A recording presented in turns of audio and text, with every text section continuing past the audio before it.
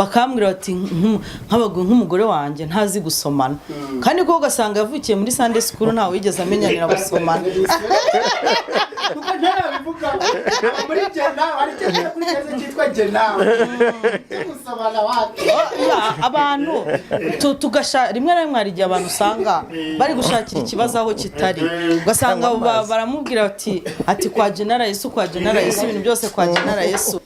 Hari umuntu yo mugini deep neza ukamubaza neza akubwira ati uyu muntu nta kindi twapfuye n'umwanda nuko natinye kubimubwira.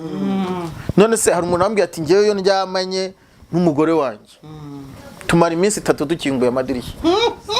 Ya urumva nk'icyo kintu kare bimwe bavugaga umugore arambwira ati kuva n'abana n'uyu mugabo ntaransoma.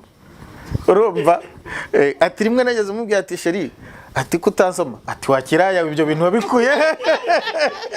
Ubwo uvuga ngo Pst Mutesi avuga ko abagabo badasambana scientifiquement nabivuze mu mubiri ntabwo nende mu buryo bw'umwuka ariko no buryo bw'umwuka arabisobanura avuga ko baba bakoze icyaha akabibuza na siyansi. Ikindi nshaka kubabwira umuntu abicunge neza kuri iyi si umugabo afite ububasha bushobora gutunga umugore urenze umwe. Ubwo sindi mu mwuka umugabo ashobora gutunga n'abagore 5 akanshyira aha hepfo akashyira mwene wacu harya akashyira undi harya akashyira undi yarangiza akadukunda twese kandi akadutunga ariko umugore ntatunga abagabo barenze umwe ngo bikunde. Theology itubwira abagabo bagiye ubundi ibintu by'ubusambanyi ku bagabo nta nubwo mbere byitwaga ubusambanyi. Ni umuntu umuhaguruka akareba umwenda amaboko akazamura ukamanuka hama mukambarana. Rero hari ingo nyinshi abantu rwose batigeze babumwe batigeze babumwe. Twebwe nubwo turi kuba wenda tugendeye ku ijambo tugendeye ku pastor tugendeye ku bindi tubitsindagira cyane ariko baba abantu batarigeze babumwe batarigeze babumwe. Nkumva rero cy'ingenzi mbanze numva ubundi abo bantu koko numwe kuko nubwo twe bari kuvuga ngo baratanduka impamvu batandukanye nuko atari umwe. Gasuzuguro kantuza kafashite gatume steri mu bwami. Ibintu rero tuba turimo turamucira urubanza nakazi ke ushobora kuzabivuga bikaba nk'indirimbo mu maso y'Imana. Imana izi icyo yakoreye wa mugabo wari urushye, Imana izi icyo yakoreye wa mugore wari urushye, kandi wa mugani inzira zacu zitandukanye n'iz'Imana. Ibyo twibwira si by'Imana yibwira. Ikindi umuntu wese afite ukuntu abana n'Imana ye, urumva afite ukuntu abana n'Imana ikamuganiriza. Rero icyo nzi cyo ibintu urimo niba warabishyizwemo n'Imana biroroshye ko hamagara Imana ikakurwanirira, ariko niba ahantu uri utarashyizwe n'Imana biroroshye ko hamagara Imana bizikurwanire kuko ibintu Imana itubatse ntigibishyigikira.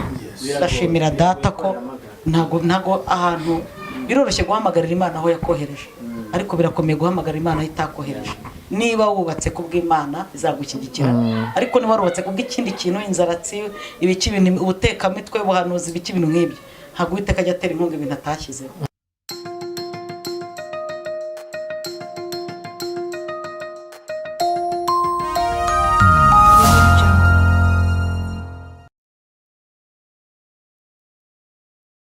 Niba nkugiriyeho umugisha hari ijambo nifuza kukubwira rihora ku mutima wanjye, Mana icyama nkabona icyo ngusaba.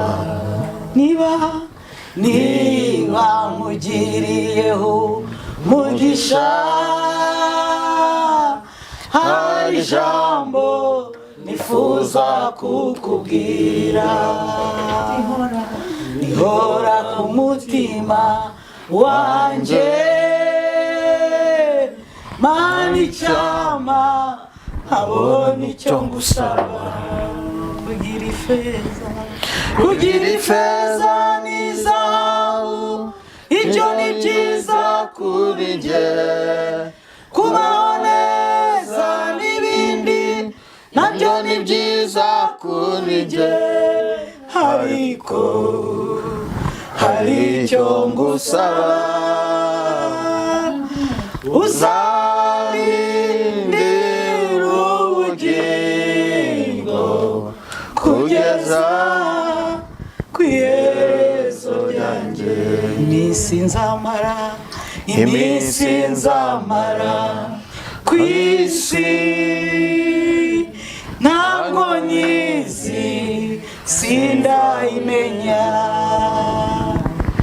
ikiruzazira ntacyo nzi ariko icyo nkwisa birani kimwe uzarinda ubugingo bwanjye kugeza ku iherezo ryanjye. Haleluya. ariko icyo bisa birani kimwe uzarinda ubugingo bwanjye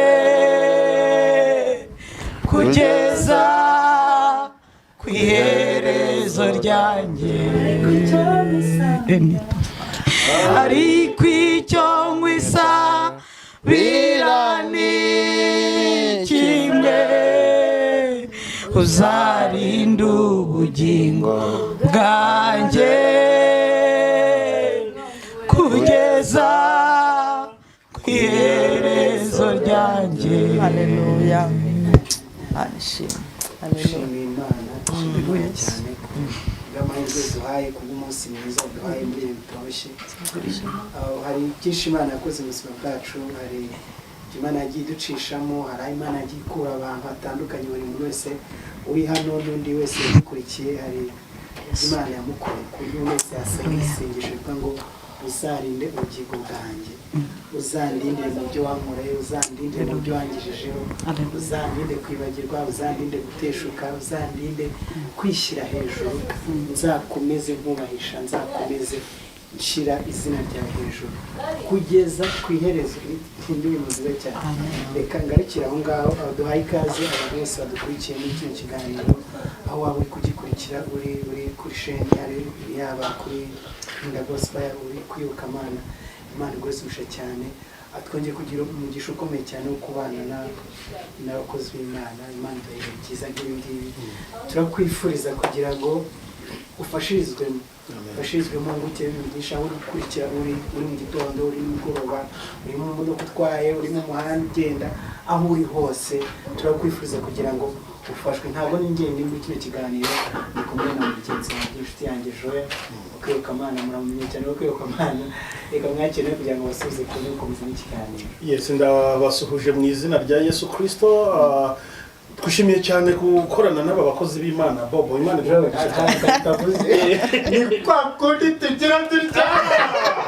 Yes, inshuti bakunzi ba Iyobokamana TV, turabasuhuje mu izina rya Yesu Kristo. Ni kwa kundi tugira ngo tutandukanye maze tukabasha kuganira nabo. Murabona ko twicaranye rero n'abakozi b'Imana, nibo tugiye kuganira. Munyemerere dutangire tubasuhuza, tubareze ikaze ku Iyobokamana TV, ariko tunashimira abantu bose babagize uruhare kugira ngo tugere aha abakozi b'Imana tubabone gutya. Harimo ba Papa Gisela badutwaye, harimo ba Jose na ba Rivera babaye ba protocole, ba pastor bakabikora neza cyane. Bose reka tubasuhuze cyane. Na Cyprien uri kuri kamera. Bobo, meze neza rero? Meze neza. Yes, nyemera rero unyakirire bano bakozi b'Imana, maze tubahereze ikaze rero muri bivuga butumwa tugiye gukorana. Twatangiranye n'ibindi bivuga ngo uzaturindira ubugingo kugeza. Amen. Pastor Bambe Joel, ndagushimiye cyane je personal nari mukumbuye kuko ibiganiro byinshi byagiye ntabwo nabaga mari, ariko Joel ni umuntu mwiza rwose, abantu kuri Gospel mutajya kwibuka Imana. Joel ni umuntu mwiza, agira ibiganiro byiza byivuga butumwa, abantu bakunda ubuhanuzi, abantu bakunda ijambo ry'Imana, ry'ubwenge, amagambo y'Imana atandukanye yose Iyobokamana biro nk'uko bisanga kuri Nkunda Gospel. Mugende mukore subscribe. Niko bimeze no kuri Nkunda Gospel, mugende mukore subscribe by'umwihariko ku Iyobokamana. Ngo hari inkuru nziza cyane iri kugenda itwerenga. Yaravuze nashatse mvuye kwiyahura byanze, ariko ntabwo ni nkaho uri wagiye kwiyahura agaparika imodoka agasigaho umurinzi na kontate ngo bumimfashije yagira ngo yarazi kazagaruka. Reka twakire abakozi b'Imana none. Reka tubakire duhereye kuri ku buryo bwanjye, twakire Pst Deborah. Ushobora kuba amubonye bwa mbere, ariko Iyobokamana si ubwa mbere, kuri Nkunda Gospel si ubwa mbere, tujya tubatumira kenshi. Reka muri ikaze kugira ngo yibwire no nk'umuntu waba umubonye bwa mbere. Ni umumama ufite ubuhamya bukomeye cyane, wenda ntabwo umunsi ibyo tugiye kuvugaho, ariko muzagenda mubikurikira kurushaho. Imana ibahe umugisha abadukurikiye mwese. Amazina ni Mukamurenzi Pst Deborah. Ndi umushumba wa Kizamunwa Prayer Mountain. nkaba mfite na channel yitwa Second Chance Ministry naho bagiye gukora subscribe.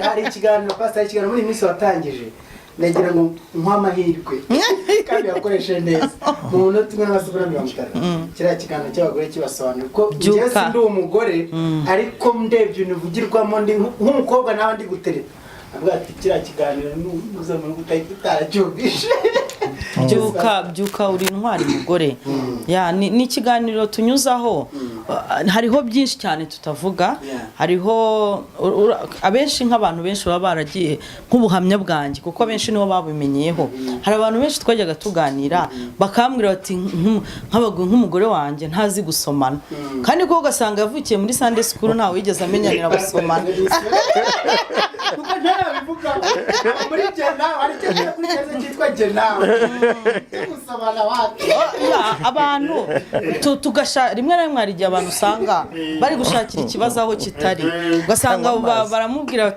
ati kwa General Yesu ibintu byose kwa General Yesu ariko byukuri intwari nyamara ubimenye wasanga byongeye kuri Bibiliya wakubaka urugo rwiza abakobwa benshi ugasanga rimwe na rimwe ntibazi ukuri barazamukana n'abagabo wa mugabo bamara gukira agahita ajya kwishakira abo hanze ariko birakwiriye ko muri byukuri intwari ubimenya yasibyo gusa umenya nuko ahari no gukora hari ibintu bamwe usanga bazi ariko ugasanga n'ibindi batazi ubwo muri uzajya wigishirizamo n'uburyo basomana wenda bazaca mu gikari bagore butazi gusoma abagabo babo ushaka kwiga uburyo bwo kubasoma dore umwarimu uje muri oya urumva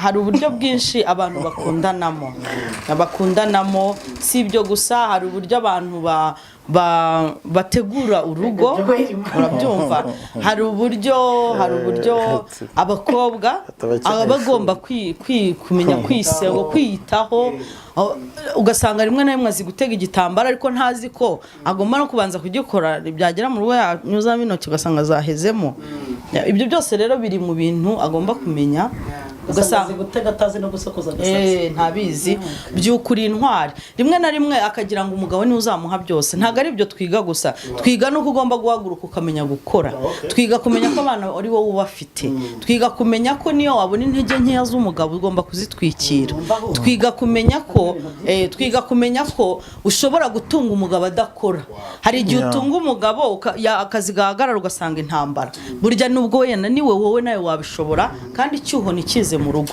wowe se ko yarakwihanganiye kandi nawe ukennye rero tugerageza kwerekana ubutwari buri mu mugore ushobora kurangiza imyaka utunga urugo kandi yagira ukumenya hanze ibyo byose rero twiga ubutwari buhishe mu mugore tugagenda dufungura ibindi byumba abantu bazi hari igihe umuntu azi ngo ni ugusenga gusa nyamara ushobora gusenga wabyongeraho gusasa wabyongeraho kumukubita agashyi gutya no kugatama kabizo gutya ukaburemya urugo ubundi uretse wenda ko abantu bijijisha n'iki ibyo bintu uretse ko ari ukwivugira imbere ya kamera ngewe wenda reka mbivuge mu izina ry'ikiganga nikureho ishusho y'ubunyamakuru niko kuri pastor sibyo Imana yabiremye ibyo byose tuvuga n'ibyo byose yabiremye ibizi ko bizagenda rero niba hari abantu kuko mu muco nyarwanda cyose muri culture yacu ntago abantu babyigishwa uko bigomba babyigishwa babwira ko ari icyagusa ko ari bibi ntago bagira umwanya wo kubatoza niba twaragize amahirwe yo kubona wenda abapasiteri babibohokeye bumva ari umuhamagaro wabyo urumva ni umugisha cyane kuko yaba bari inyuma bazaza kuko iyo umuntu utamubwiye ukuri ukura kumvana abandi none yakumvanya abandi birushaho kuba bibi kuko none hari n'ibyo we yifondera ko niba atabikuye ku mubyeyi wo mu mwuka ntabikuye ku mubyeyi wo mu mubiri akabikura mu muhanda urumva nyine azameze nk'umwana nyine abikuye ku muhanda urumva ni byiza cyane niba aza kuri Nkunda Gospel niba ajya kuri Second Chance Ministry agiye kurigira neza akayasangaho ubwo buzima bwo mu mwuka ariko nubwo mu rugo ntagasanga izo nyigisho Pst Imana rwose mushikirana igitekerezo initiative nziza cyane nziza cyane nuko nyine tuba turi mu kiganiro njyewe ntabwo namurekura wenda ngo abandi bivuge kuki wabitekereje gute gukora ikiganiro kirimo izo message zimeze gute wabitewe n'iki cyaguteye ishyaka wenda gatoya ikintu cyane ishyaka nuko mu mugore hahishemo imbaraga nyinshi rimwe na rimwe rero hari igihe umuntu usanga mu benshi twagiye dusenga sibyo usanga hari umuntu uza nk'ibyo njya kubitekereza byose umuntu umwe yigeze kumbwira ngo yabwiye nk'umugore ngo basomane ngo kwa generalist ngo nkuraho ibintu by'iseseme urabyumva noneho ugasanga umugabo arakubwira ati njyewe njya gushaka ababizi ngo ibyo bintu by'isoni nkeya ngo ibyo bintu ni bavuga ngo iby'isoni umugore wahita avuga ati kwa generalist yashatse se yakoye we cyangwa n'uwo yagiye gutereta n'uwo yakoye babana mu rugo n'umugore zirakenewe urabyumva noneho nsanga hari ibintu byinshi koko usanga umugore afite ubutwari ariko bwa butwari buri muri we umugore ukazisanga arakubwira ngo ngenda rushye uruhijwe n'iki ngo wenda ninjye utunze urugo rwe njyenyine kandi koko iyo abivuga wumva arushye ariko ugomba kumwumvisha ko rura rugo ari urwe n'abana koko ari abi sibyo hari igihe rero koko muri uko kuruha kwe iyo umwumvishije ubutwari buri muri we yongera imbaraga sibyo ugasanga rwa rugo ntirusenyutse ariko wagiye kubikubwira ushobora guhita umubwira uti urugo ni urw'umugabo nyamara ashobora kwihangana mu gihe gitoya za ntege nkeya zikagenda zigira gute zizamuka ibyo byose rero nagiye mbitekereza uburyo umugore afite imbaraga nyinshi muri we harimo ubutwari bwinshi hari uburyo yatsinda intambara zihishe muri we abyongeyeho no gusenga hari umwe twigeze kuganira kambwira ngo ubwo se ngo yinjiye ngo njye namuha kabiza ngo cyangwa niwe ukama ntise wowe ukamuhaye wabiki urumva hari ibintu rero nk'ibyo byose nagiye nsanga mu mugore hahishemo imbaraga nyinshi kandi zatuma urugo rwe rudasenyuka zanatuma ahaguruka akajya gukora ushobora no guhaguruka ukarukorera kandi ntihagire umuntu n'umwe Pastor Imana igwezuje cyane abantu baze gukurikira ibyo biganiro yasuka kikwiba ariko nzajya nshishamo musabe ibiganiro tugire icyatuvuga kugira n'abantu bo muri nkunda gospel bari hafi 50 bakurikirana gospel ubwenge bazajya butanga kuri YouTube nakoze statistique ndeba statistique wenda za nkunda gospel 53% byana dukurikirana ni insina gore n'abagore 40% nibo baba urumva uzamurere nanjye mbwiye nzakubwira ariko nawe muri neza ya na population usanga bari umugore bura n'abagabo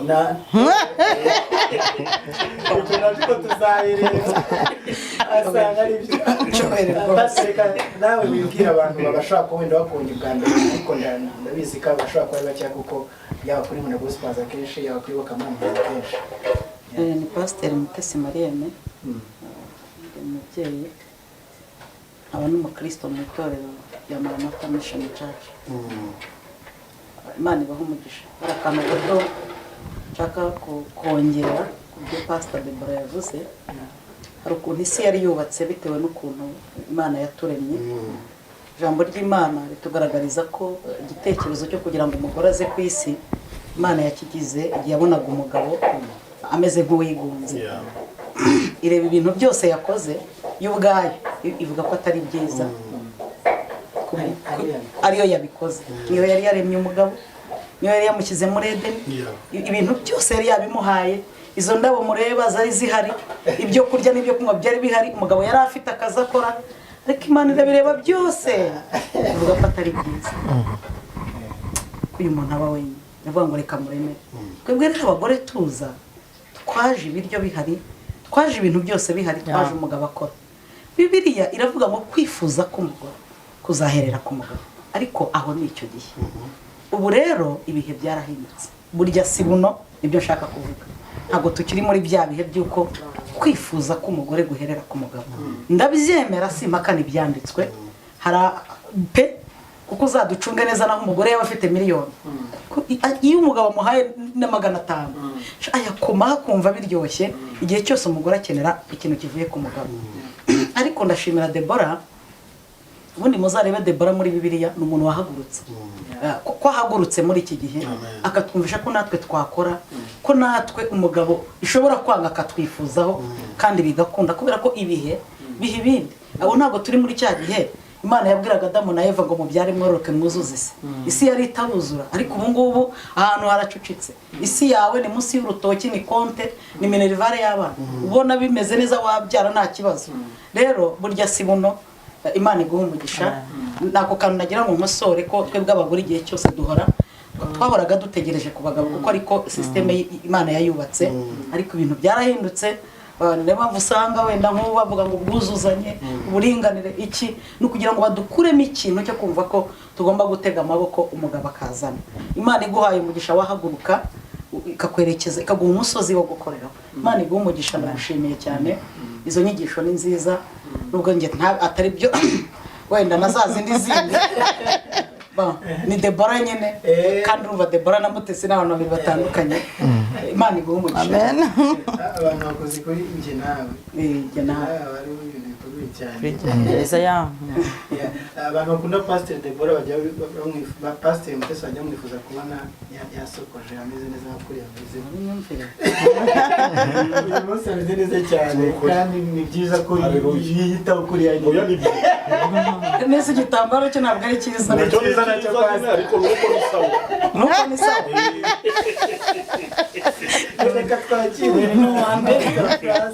Kandi buriya ubwo ku bya Deborah Pst Mutesi yagize icyo yongeraho, Pst Francois nayo kwivuga kwe aragira icyo yongeraho.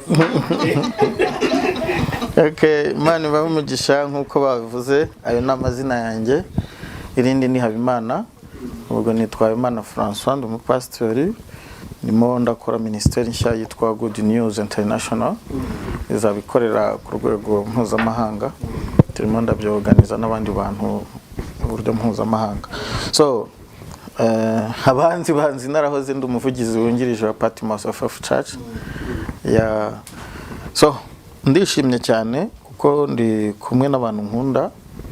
Buri wese muri aba mfite icyo mukundira. Reka bivuge batarapfa. Nkunda ibiganiro bya Deborah. Twigeze duhura kera tumera nkaho tuburanye, buri wese ari mu bye, ingendo n'iki byose. Twahuye dusenga, twahujwe no gusenga. Nyuma rero tuza kongera guhura, ariko mbere yuko duhura nabanje kumubona nyine muri iyo ministry ya Second Chance. Ariko sinahise menya nimba ari wa Deborah twasenganaga cyane kuko yari umunyamwuka kandi n'ubu aracyariwe. So ibiganiro atanga rero ni ukuri bijyanye n'ubuzima bw'ingo. Muri iki gihe ndababwiza ukuri, nimba ari ikintu Satani ari kurwanya murabizi mwese n'ingo, kandi aciye mu tuntu tumwe na tumwe n'ibindi byinshi kuko ibyigisho bye ndabikurikirana cyane. Ubundi hari isomo muri theology, ngira ngo abize theology zimwe na zimwe zivuga, ni isomo bita sexology. Sexology ni ibintu nyine bijyanye na sex, bijyanye no kubaka urugo ariko mu buryo bwo guhuza imibiri, bwa care. Ririho ni isomo ryigishwa abapasiteri ubundi busanzwe. Rero ngewe nkurikije ukuntu abyigisha wagira ngo afitemo doctora. Ndababwiza ukuri ni umuhanga pe, kuko nararyize iryo somo. Ariko ni umuhanga ku buryo hari n'ibintu avuga nkumva nanjye nyine am interested, ngiye kwiga kabisa. Urumva nimbaye umunyeshuri. So hari ibintu rero bimwe na bimwe ibyo dutinya kuvuga, ibyo tudakoraho, Satani abona ko twabiretse akaba ari byagira gute yuririraho mu kudusenya, kandi twebwe tubyita akantu gato cyane. Nigeze nkurikirana ikiganiro wagiranye n'umupasiteri rimwe muvuga no kwisuku y'abantu bakundana. I'm telling you, abantu benshi baza mu rukiko muri divorce bakavuga ngo bari gupfa ngo isukari ngo umuceri, ariko mu byukuri ari bizabindi Deborah avuga bapfuye. Ariko kuko wa mugani wawe wavuze wa culture, hari ibintu culture itubroka kuvuga ku buryo nimba abantu banafitanye ikibazo. Hari nk'uburyo bushize bavuze uti tekereza wajya gusoma umuntu umwuka mubi akaba ari gutanga imbere, mu byukuri ntabwo uzamusoma. Uwo muntu nawe azavuga ati impamvu atansomye nta nkunda. Ibibazo bihera aho ngaho, kandi hari uburyo iyo suku yakabonetse, sibyo? Ngewe mu cyumba cy'amasengesho nari vera ngira ngo inifu yarahari, Imana yageze irondora umuntu umwanda ni icyaha. Umwanda cyane cyane w'ahantu hatagaragara, ni ukuri ni icyaha pe. ubwo hari ibyo ntavuze kuko uwo muhanuzi we yavuze en detail. Arabinabisobanura avuga ati hari ibintu ugomba kwisukura, hari uburyo uzi ko hari umuntu ngewe nkuko yavuze ajya yakira abantu nanjye nyambakira, ndakubwiza ukuri hari umuntu yo mugini deep neza ukamubaza neza akubwira ati uyu muntu nta kindi twapfuye n'umwanda nuko natinye kubimubwira. None se hari umuntu wambwiye ati ngewe yo ndyamanye n'umugore wanjye tumara iminsi 3 dukinguye amadirishya. Urumva nk'icyo kintu ushobora kuba ari ikibazo cy'ama infection yakagombye kujya kwa muganga kivuza n'ibindi. Ntabwo nshaka kujya muri detail. Ni ikibazo cya communication. Ni ikibazo cya communication hagati yabo. Nta dialogue ihari. Ntayo.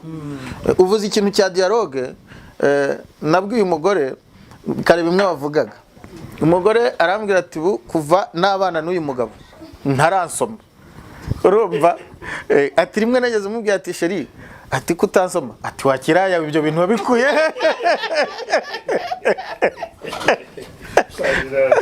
Urumva ariko urumva yo uri kubunga ugini dipu ukareba niki kibuza uyu mugabo kumusoma. Ushobora gusanga umugore atiyitaho nawe ku buryo umugabo aba attractive ambega amukenera, cyangwa se umugabo akaba yarakuze mu buzima nyine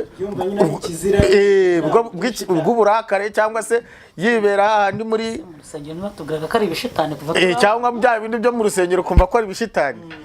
No yo mind akumva ko banashakanye ibyo bintu nabyo bikomeza kuba iki ibishitani. Mu byukuri reka mbabwire nta statistique nakoze ariko ingo nyinshi zisenyuka. Iki kintu ntikibuzemo 30% mu biteza ibibazo mu rugo, 30% mu bintu bishobora guteza ibibazo mu rugo. Kare Mutesi yavuze ati waravuye iwanyu wasanze umugabo arya, wasanze umugabo agira ate akora n'umugore kandi aba yaravuye iwabo arya hanywa ibintu byose. Hari ikindi kintu aba yaraje kugira utubu ntabwo mujye mwerura muvuge nyine tu abantu bumve aba yaraje kubaka urugo. yabivuze ngo musibyiza ko uyu umugabo we aba yaraje kugira ngo abigire byiza. Muri makeya umugore n'ibyishimo kwinjira umunezero. Ni ukuvuga umugore nimba agiye gushaka niyitegure gutanga umunezero, kandi uwo mugabo nawe yitegure kwakira iki uwo munezero ni to enjoy. Urabyumva yazanye imineke tubimenye ntabwo ari imineke ibyo urumva Deborah niwe ubizi cyane muzajye mumukurikira. So n'umusozi kuri rero Mutesi iriya topic yahisemo narayikunze cyane yitwa nge nawe. Muzi ko ari umuntu ukunda kuvuga ku buzima bwa buri munsi, imibanire y'abantu n'abandi. Ni umuntu utoza abantu ku buryo wabaho nubwo ibintu byaba bikomeye. Donc akora ku buzima bwa buri wese, ibikomere by'urukundo, kuntu wababarira urukundo mbega ibintu nk'ibyo by'ubuzima nge nawe nyine, imibanire y'abantu n'abandi, sociologie. Donc vraiment nge nakubwira ngo tiwe talente uri umuntu ufite impano mu bintu bijyanye na sociology, mu bintu bijyanye n'imibereho y'abantu. Umuntu utazi uburyo bwo kuba muri societe yagusanga, yakwegera rwose, yakugisha inama, umuntu byacanze uko byagenda. Uri umuhanga pe. Uriya sociology nuko abantu bataza agaciro kayo ni ikintu gikomeye cyane cyane, kuko sociology bivuga kubaka societe, mu buryo bwo kubaka societe. Imana imuha umugisha kubw'icyo kintu. Njewe wenda topic nkunda kuvugaho cyane ni ibintu bijyanye na profesi, ni ibintu bijyanye no gusobanura ikirere cy'umwuka no gukora gushora kujyana deep mu bintu, ugahera muri base ugasobanura ibintu bihereye muri base udahereye hejuru.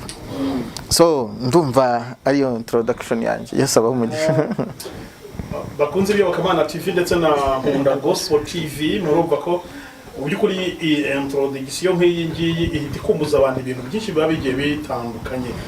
Muranyemerera Pst Deborah mubaze ikibazo wenda mbere yuko tuza no kubaza n'abandi. Pst, hari ikibazo njya nkunda kubazwa n'abantu benshi, wenda nk'umuntu ubikoramo cyangwa ukunda kubihuraho abantu.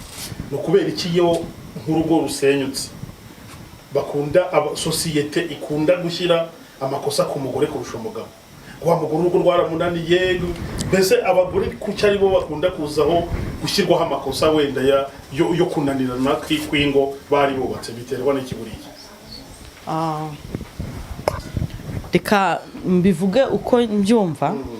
Nkunda kubwira abadamu, Imana ijya kuvuga ngo reka tureme umuntu se nkatwe, yahise ibanza cyane guhitire mu mugabo. Noneho umugore yaje kuza nyuma avuye mu mugabo, sibyo? Kandi mu bundi buryo nabwo nkunda kubivuga mu buryo bwanjye, nkavuga ngo ikuramo igufa nyine. Izi mbaraga, Imana izi mbaraga nyinshi cyane zihishe mu mugore, urabyumva? Akenshi rero impamvu iyo ikibazo cyose kije gihita kiza kikikubita ku mugore. Njyewe mbibona muri bwa buryo bw'ukuntu hari uburyo mu isi y'umwuka Imana igira kenshi cyane uburyo itwikiramo umugabo. Buri umugabo ashobora kumara imyaka n'imyaka asambana, ntituzapfe tubimenye, ariko umugore yacikwa rimwe, isi yose igahita isa nkaho ibimenye. Si uko twebwe wenda itadutwikira, Imana itadutwikira, iradutwikira, ariko usanga 80% Imana izi mbaraga zihishe mu mugore zo kurwana. Wenda ukivuga kuri icyo ngicyo, tuvuye mu isi y'umwuka gatoya, no kuvuga tukajya mu buzima busanzwe. Ubundi baravuga ngo nta mugabo usambana. Kubera iki yo mvuga? Nta mugabo usambana. Yego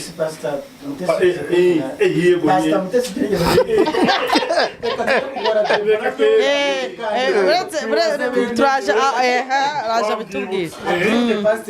Noneho njyewe rero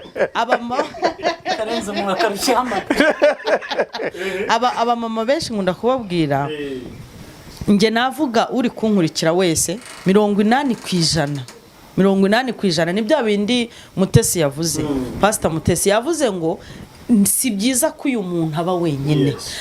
Hari ibintu byose byari byuzuye. Uriya muntu azaje kuzana umunezero. Iyo cya kintu rero kije gusenya, kiba kije gusenya wa munezero. Iyo umugore yabonye imbaraga zo gusa nk'utwikira, usanga ibindi bintu byose mu rugo bitagaragara. Iyo ari kwiyatwikuruye cyangwa se we ananiwe, kuko abantu badukurikira ni benshi. Mu by'ukuri hari umuntu unanirwa kuko adafite n'umugabo mwiza. Ntibakane tukajya wenda twumva gutya dukurikirwa n'ibihumbi. Hari n'abagabo babaho pe n'abandi wenda baba batazi n'uburyo bwo kurwana. Iyo rero nk'ikibazo wambajije ngo kuki byose bihita byitwa ko umugore ari mubi, nuko wa mugore yari yaje ahetse umunezero. Iyo asohotse rero wa munezero ukabura, bwa busharire buhita busa nk'ubugaragara. Ugasanga 80% y'umunezero uri mu rugo uzanywe n'umugore. Niyo mpamvu rero akenshi bita bavuga ngo uriya mugore yabaye mubi, umwana w'umuswa n'uw'umugore, ibyapfuye iyo bihombo byaje n'umugore utazi kubara ibintu. Tukiri aho mubabarire gato, ndashaka kugira kandi kantu nongeraho. Ababivuga ni mu buryo bw'ihohotera, kubera ko urugo ni urw'abantu babiri. Urugo ni nka dusipoze ko iki ari igiti, urukundo ruri hagati y'umugore n'umugabo cyangwa urugo bubatse ni iki giti. Umwe abafasha aha, undi afasha aha ngaha. Ni ukuvuga ngo iyo umwe arekuye aha, wa wundi waha nta gishoboye. N'iyo arekuye aha, uwaha nta gishoboye. Kandi kubera ko urugo rutari urw'umugore gusa, rutari n'urw'umugabo gusa, iyo rusenyutse nta ugomba kubyitirirwa ku giti cye. Naho umugore yaba ari marayika, naho yaba ari Bikira Mariya, undi ari Yosefu cyangwa ari Yezu, nta muntu ugomba kwitirirwa ibyaha by'urugo. Urugo ni urwa babiri, rusenyutse murasenye. Ni nayo mpamvu njyamo message, nubona urugo rusenyutse uzirinde kugenda mu bantu uvuga umugore uvuga umugabo.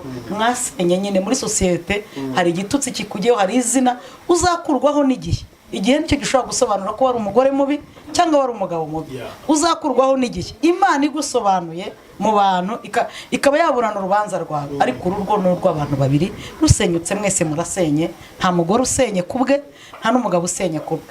Ako wenda nkavuze mu buryo bwa sociology, kamvuge mu buryo bwa religion.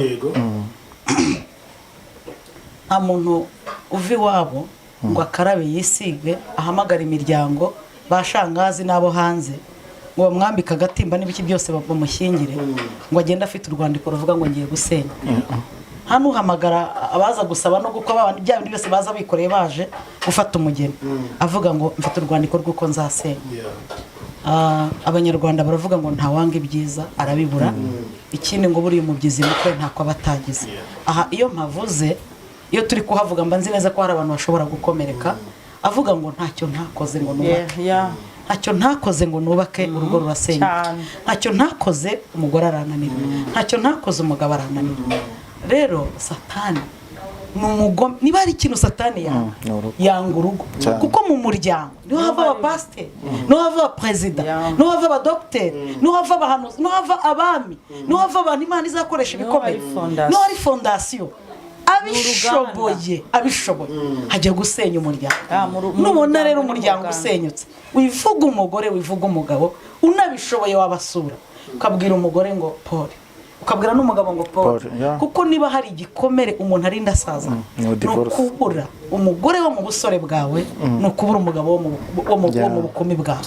Niyo washaka abandi ariko ntibazababeshye. Nkunda kubwira abantu ngo nuvuga ibintu by'ahantu utaragera uzagerageza ubivuge gake kugira ngo utazagerayo ukabura icyo uvuga. Yewe nkunda kuvuga ibyo nagezeho, sibyo? Uko byagenda kose, icyemezo cyose uzafata nyuma yo kunanirwa k'umutima cyangwa nyuma yo kuneshwa ntabwo kizaba ikirato. Ikirato ni icyambere. Ni nayo mpamvu nsaba, hari ikiganiro ndi gutegura ibintu 10 ugomba gutekerezaho igihe wapanze gahunda yo gutandukana n'uwo mwashakanye. Hari ibintu kuko gutandukana, niba hari umuntu uzi kwihuta cyane n'umugore wahukanye. Gutandukana rero, gutandukana iyo umuntu yagize umwuka wo gutandukana nta kimutangira. Nta n'inama kubera ko abafite agahinda, abafite umubabaro ndanamwumva, abari guharanira uburenganzira bwe. Ariko ibintu biba nyuma, hari igihe ugera ku rwego ukavuga ngo iyo mbimenya ko bizagenda gutya, imiryango ikamera gutya, abana bakamera gutya, ibintu bikamera gutya, nari kwemera nkapfira cyangwa nari kubigenza gutya. Uwo ariko ni uwo ni ngewe ubivuze, ntago abantu bose bashobora kugira uwo mutima. So rero ikintu cyo gutandukana ko abantu bashakanye, abantu bareke kugicaho imanza. Ntago turajyana satani atabasha kuturasa imyambi yarasa umugore cyangwa umugabo, ariko ahubwo abantu basenge cyane, kuko satani yasenye umuryango yatandukanije abantu, abaremye agaco k'abagome. Kuko iyo ukuze warahemukiye umugore cyangwa umugabo, umwanzi n'umwana wabyaye, wahemukiye papa na mama, kwa nyoko bukwe, kwa so bukwe, uhinduka abanzi babo mu bantu bahigana. Ni ikintu kibi cyane satani akoreramo, agasenya sosiyete, agasenya ubuvandimwe, agasenya abantu. Niyo mpamvu ugiye nashyizeho no kuvuga ngo gutandukana birashoboka. Ako se guhigana ni ngombwa, kugambanirana ni ngombwa, kwambikana ubusa ni ngombwa, gutukana ni ngombwa. Numva hari umuntu ukwiye icyubahiro, umuntu wabaye mu buzima bwawe, mukararana muri babiri mwambaye ubusa, mugafatanya n'Imana, mugashyira abantu ku isi. Uriya muntu akwiriye kubahwa, kabone nubwo yagukoreye ibintu bikomeretse umutima, mwubahire ko byibuze ari papa w'abana, ko ari mama w'abana, ni we mwagiranye ikibazo, ntabwo yakigiranye n'isi. Ureke kumwambika ubusa. Nge numva na message yanjye itambutse aho ngaho. Nicyo navugaga, habayeho gusenyuka k'umuryango, nimubishyire ku mugore, kabone nubwo yaba ari mubi, nimubishyire no ku mugabo, kabone nubwo yaba ari mubi, ahubwo mumenye ngo ubarwanya ntago aryama, ntasinzira. Ariko gutandukana, nyuma yo gutandukana, igiti nubwo cyatemwa haracyari ibyiringiro. None pastor, bariya abagore tubona, bariya abagabo tubona birirwa kuri social media basebya abo batandukanye, umuntu yabyita iki? Yabyita n'ubujiji, ni ubupagani, iyo ukimugendamo uriya umuntu wenda yabyita iki? Harugwa n'ijwi ry'Imana, Imana yarabyaje tumubaze Joey, ndashima Imana ko turi kumwe na dogiteri. Ikintu bita ni trauma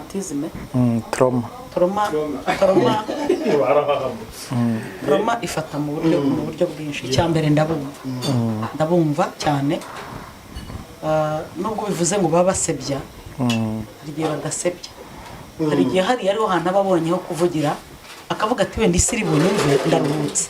Abantu benshi bakizwa no kuvuga ibyababayeho.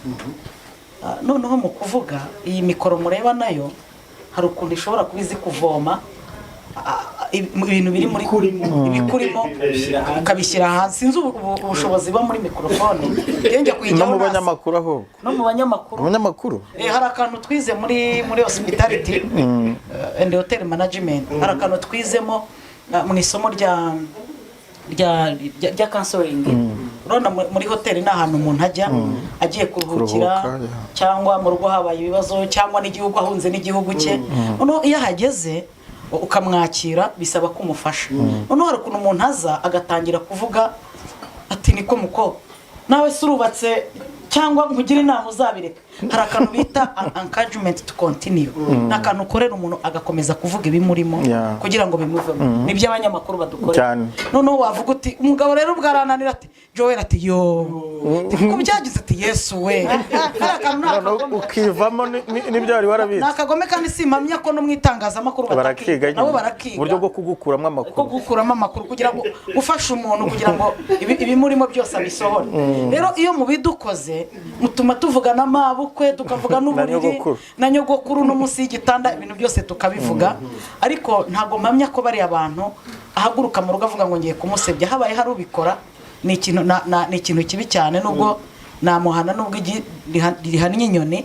Ndabizi harimo wenda abantu abajyaho baranduta bandusha n'ibintu byinshi, ariko no kunganirana ibintu byose ntago babivuga, hari n'ibyo baceceka. Ikindi nigeze kuvuga ngo nunyura ahantu ugenda uzagerageza uhanyure neza, kuko birashoboka ko n'ubutaha ari wowe wanyura ugaruka. Hari igihe ushobora kuvuga umugore wawe cyangwa umugabo wawe ikazaba ngombwa ko musubirana, amagambo wamuvuze akaba bariyeri yongera gutuma usubirayo. Ako kantu akavuze ni ukuntu uherutse kutubwira mu minsi yashize, aratuye ngo buriya ku mugore n'umugabo bashakanye ukagira igihe cyo kuryamana bakabyara nta divorce igibaho. Yasobanura uburyo habaho separation, kuko haba gutandukana, mugatandukana kabisa, ukava hamwe ukajya ahandi, ukaba wajya mu kindi gihugu, ukaba wanajya no mu rindi rugo, ariko uwo muntu bamwe aramaze gukora mariage. None se ubundi niba ijambo ry'Imana rivuga ngo bombi bakaba umubiri umwe, utekereza yuko kuba mugiye mu rukiko bimutandukana avuye mu mubiri wawe? No, aho utembera hose ku isi uratemberana amaraso y'undi muntu uri muri wowe. Uko byagenda hari n'igihe n'umwana uri gutunze burya niyo wajya gushaka bwa kabiri bwa gatatu bwa kane bwa gatanu ya maraso ujya kuyashakana. Njyewe ngira ukuri nta kindi kintu. Mbere yo kugaruka kwa Deborah no guha Pst Mutesi yisobanure ibyo yavuze ko nta mugabo usambana, wenda ashobora kuba ajyana bivuze afite ikindi ashaka kuvuga araza kugisobanura. Wambabare ikintu wahita ngisobanura. Mbabarira ndakwiziza. Ubwa mbere navuze ijambo ngiye kuzankora. Pastor, ibi bintu nawe urabyumva. Hari ikibazo nshaka kukubaza gatoya.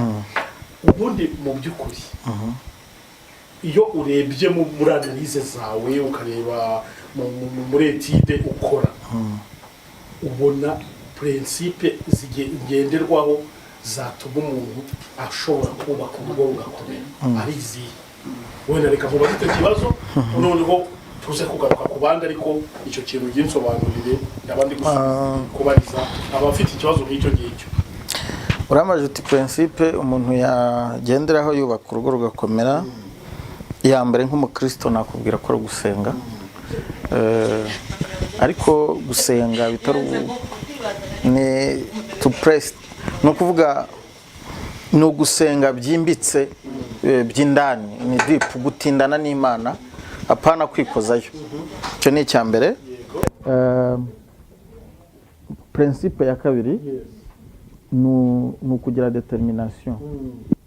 Determination Kinyarwanda ni ukwiyemeza, ukumva ko mu by'ukuri utagiye ugiye gukina, ahubwo ugiye ari indi engagement ugiyemo. Turi kugendana. Principe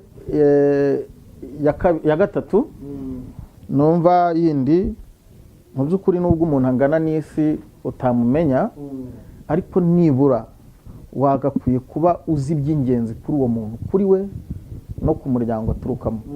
Abanyarwanda nibo bavuga ngo umuntu ntashaka umukobwa ahubwo ashaka umuryango cyangwa se ashaka nyina. Si ukuvuga ko wenda nimba nyina w'umuntu ari mubi n'uwo mukobwa cyangwa se uwo muhungu azaba mubi direct, ariko hari ikintu byagufasha. So nibyo navuga ngo kugira igihe cyo kumenyana, kuko iyo wamenye umuntu, reka mbabwira akantu gatoya turi kugendana, nta muntu utagira ahantu agira intege nkeya uwo ari we wese, turi kugendana.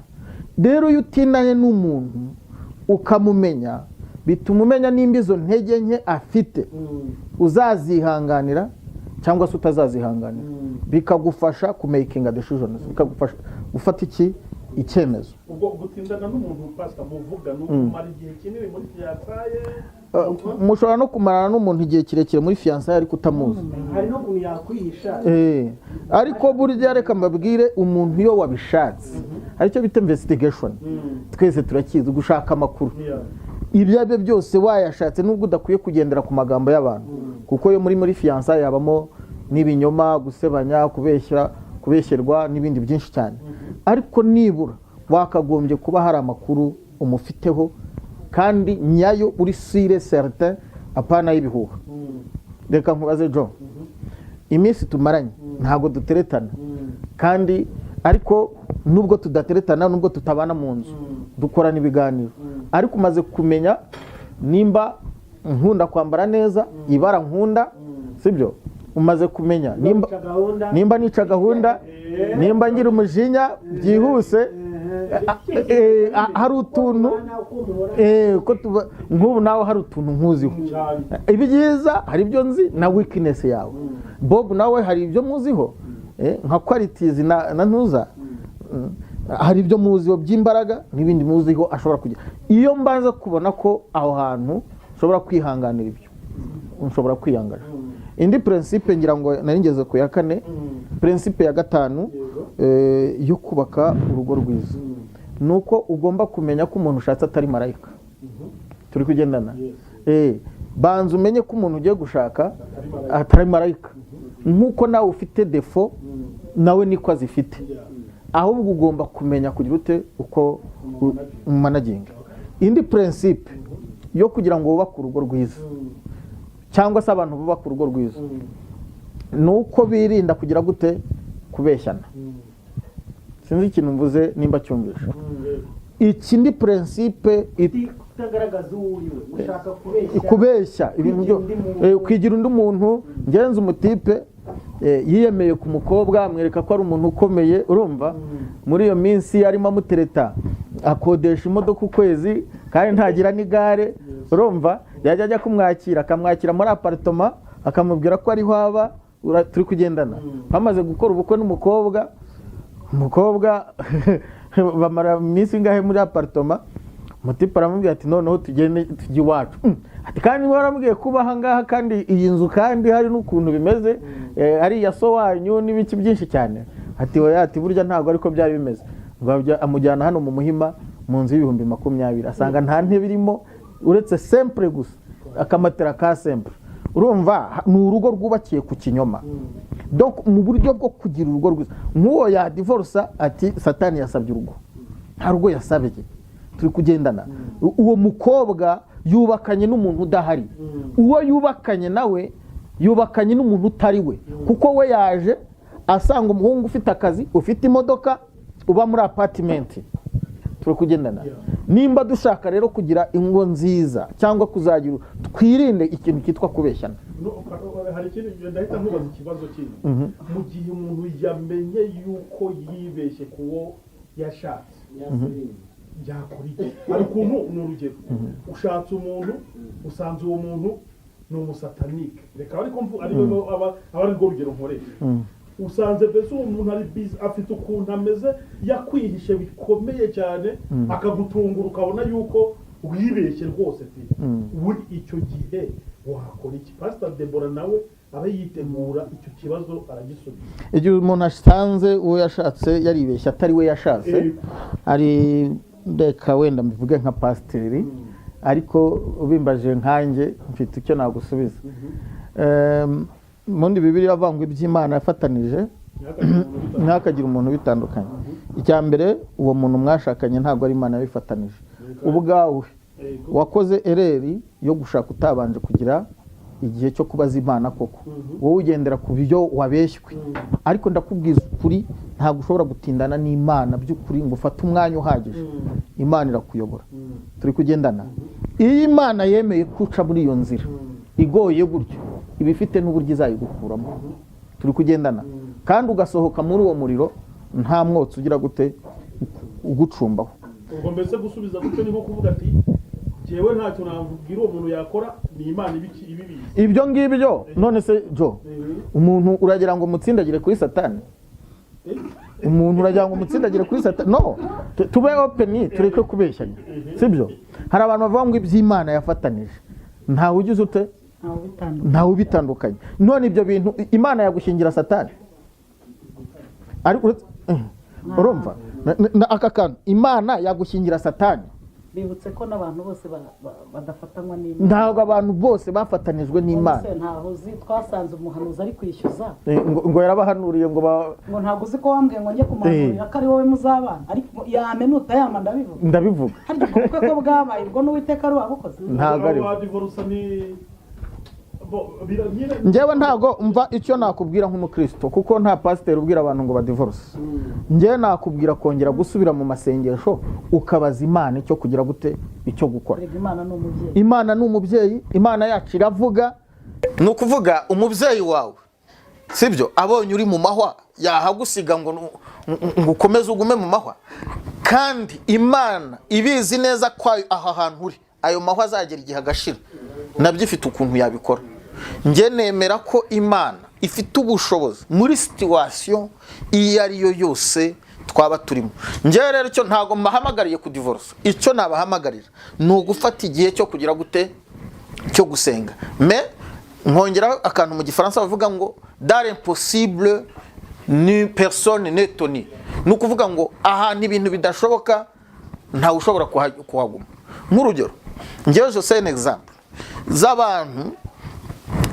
munyihanganire njye mvuga ukuri uko kuri nimba ibyo mvuga wenda atari ko ubibona ngenza abantu umugabo yamuhushije inshuro zigera muri 3 ashaka kumwica turi kugendana umugore azi wanjye arambaza ngo nkora iki anyereka n'igikomere rimwe yamuteye icyuma kiramuhusha turi kugendana ndamubwira nti icyo wakora hunga urupfu kuko nuguma aho ngaho ni nko kwiyahura noneho igikurikiyeho usenga Imana ariko buri wese arukwe hari kese ibaho udashobora kubwira umuntu ngo ahagarara imbere y'urupfu arureba ngo ihangane ngo igire ute urumva hari n'umuntu ukubwira mbo ayo ni amahitamo yawe ariko ku bwanjye uragiye usanga umugabo wawe yanduye sida wowe wagize Imana irakurinda ngo umuhanuzi yampanuriye ngo dukomeze ngo turyamane ngo Imana izandinda Bibiliya iravuga ngo ntukagerageze Uwiteka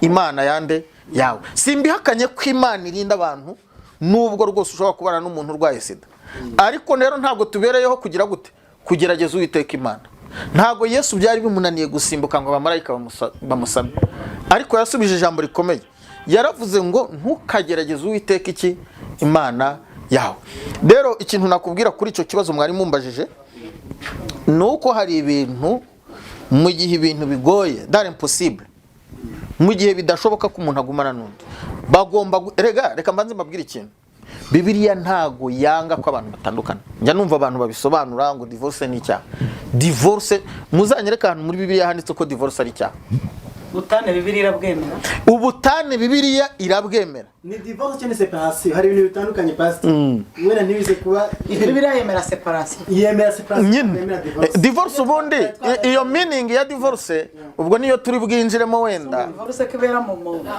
ni langage ni kibazo cya langage ubundi se séparation on sépare quoi on sépare ce qui était ensemble utandukanye ibintu biri hehe byari biri hamwe none nimba bitandukanyije se we divorce siyo nkubwira ko hari n'abantu babana barakoze divorce ariko mu rwego rwo gutinya amagambo yo hanze ngeje je un exemple nakira abantu barabana no mu cyumba kimwe ariko ngo banze gukomeretsa abana turi kugendana ariko baryama mu cyumba kimwe ntawe ushobora guhindukirira undi bashyizemo ibitanda bibiri mu cyumba kimwe divorce ya mbere ihera mu bitekerezo kimwe nk'uko isezerano rya mbere ryo kubana rihera hehe mu mutwe, mu bitekerezo, igihe ukonkiriwe, igihe wanzuye ko ugiye kubana na Mutesi mukabyemera.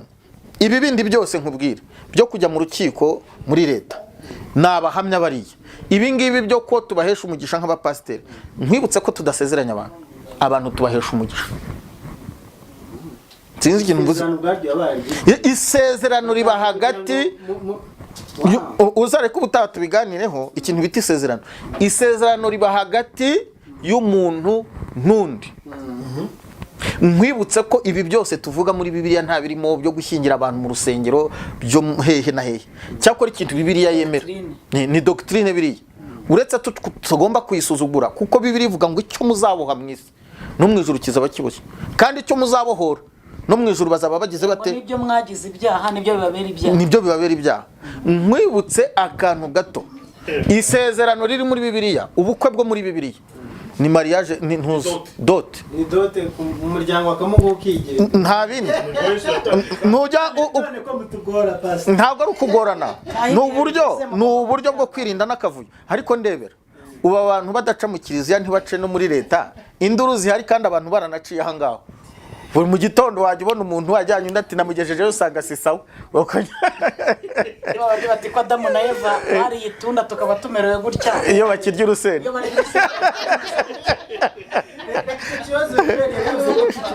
Na Deborah. No nyuma yaho duhita dukomeza na Pst Mutesi no kudasambana ku muntu. Njyewe ikintu navuga, reka mbivuge mu buryo busanzwe. Hariho ijambo ry'Imana rivuga ngo nta kizajya kubaho nta kibamenyesheje. Ahubwo nubwo tavuga ngo ndi umuhanuzi n'iki, ariko no muri kwa gukundana no kumenyana hari ibintu uba waragiye ubona, hari ibintu uba waragiye ureba, noneho ukagenda ubyirengagiza. Hariho bamwe bigeze kumbwira ukuntu bakundana, iyo bakoranye amakosa umusore ahita amubwira ngo duhite tubitaba. Ibyo bintu uri gutabutaba iyo ugeze mu rugo ngo tubabarirane ngo tubitaba ahantu n'ikindi kikaza. Nuvuga ngo nge nabwira nk'ababa bitegura hari nko kurushinga, buryo ugiye gusubiramo neza hari igihe usanga ibyo byose uri kunyuramo wigeze kubonaho gato. Umujinya yari afite warawubonye, ariko nibyo wenda abantu bajya bavuga ngo urukundo ni impumyi. Urukundo ruraza ruguhuma amaso, sibyo? Ugasanga nibaza ko akenshi mu gukundana hari ikintu bavuga ngo ugiye kubaka. Tuvuge iyo umuntu agiye kubaka ntago uhaguruka ngo uko wabonye inzu gutya gusanga ugiye kuyubaka. Ariko pato uziko babyita umushinga. Yes. Nyamara musinyi bagiye kurangwa no ngo nabantu bagiye gutangiza umushinga. Tuvuge rero iyo umuntu agiye gutangiza umushinga w'ubukwe, mushobora kuba muturanye mwese mufite amazasa irange rimwe, ariko sima n'ibindi birimo bitangana. Nibaza ngo bitewe n'urugo ushaka kubaka ushobora no guhaguruka. Ibi ngibi nimbivuga ndavuga na wa wundi wifuza kurwubaka byumve, na wa wundi nawe bitameze neza araza kumenya rimwe na rimwe aho biba byarapfiriye. None ukabanza ukamenya amabuye ajyaho, ukamenya isima ijyaho. Niba uriya wenda yarakoresheje ikamyo 10 z'amabuye, wowe kuko ushaka ibikomeye cyane kubitamo vene, ariko uzayireba hanze azasanga bigize bite ari bimwe bisa. Rero kenshi iyo abantu bari gukundana hari ibintu twe twirengagiza, ariko nyuma yo kubyara rimwe kabiri ugasanga wenda umuntu ataha saa 5 z'ijoro yabigusobanura uti buretse. None wowe ukazagenda uzi ko ibyo bintu utabikunda, ariko burya wabibonye mbere, sibyo? Wabwira umuntu utari ko se kutamamaga kubera ko umukunda ukirengagiza, ariko nugerayo ntago azakonkomora, azaguhongeraho n'urushyi. Nukuvuga ngo haba hari akantu gato wagiye ubona rero muri twa tuntu duke. None se urambwira rimwe n'urugero ukabana n'umuntu ntaranakubwira ati tujye gusura iwacu, kuki ushaka ko muzasohokana? N'urugero, sibyo? Hari abantu rero ibintu baba baragiye bagenda babona utuntu. Wavuga guhura n'umuntu mugahurira nk'ahantu muri hoteli, wavuga guhurira mukagenda gusangira, nta na rimwe wowe nawe muricarana ngo mubazanye umushinga w'urugo bizaba bimeze bite. Wanabimubaza akavuga ati ibyo tuzabimenya twageze mu rugo, n'ubundi azagukomeretsa nujya mu rugo, sibyo? niba ari ubwo busambo bugize bukunanije mu rugo burya hari akantu gato yakweretse ko ari rusambo haba hari akantu gatoya ahubwo kwa kuntu twe tuba twakundanye cyane sibyo usanga tutagenda tubiha agaciro tutabiha agaciro sibyo uyu munsi bakubwira ngo yasohokanye n'abandi bakobwa uri kuvuga ko yasambanye kandi warigeze kubyumva ko n'ubundi asohokana n'abandi sibyo agahita akubwira ngo mbabarira ngo ubutanzakubwira n'ejo bundi ukabyumva sibyo niba wenda n'urugero asesagura mu bantu benshi yakweretseho nosiyo iyo ugeze mu rugo n'ubundi none harakuba kuko icyo yashakaga ko ari ukukugeza mu rugo nibaza ko rero umuntu uri kunkurikira ahubwo ibintu byinshi tuba turimo sibyo si uko ibi bintu tutabizi twagiye tubona duto twarenza tukabyirengagiza noneho bigeze mu rugo biragenda biraturumbuka biba binini